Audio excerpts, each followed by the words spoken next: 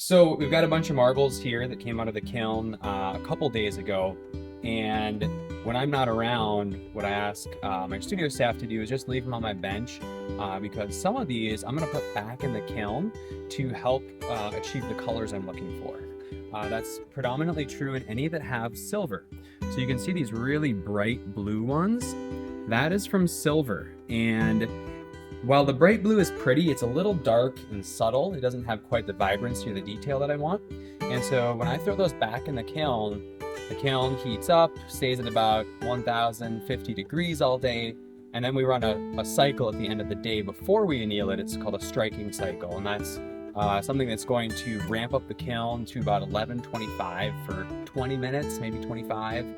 And then it's going to start the annealing process, going back down past the 1050 mark and eventually resting at about 925 for several hours. That's where a lot of the annealing takes place. And what happens there is that the temperature change between the 1125 and the 925, it changes the molecular crystal growth of the metal or the silver in the glass.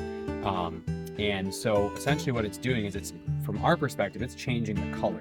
So that blue will get less royal and a little bit more like wispy blue sky blue. Not quite like robin's egg blue, but kind of along that realm. It's going to keep shifting that way. So these ones, again, that's just one kiln cycle. And those look clear when they go in the kiln. You can't see any blue when I finish making it. That's from one kiln cycle. This one, the wispiness in there, that's after about a week of going through the kiln.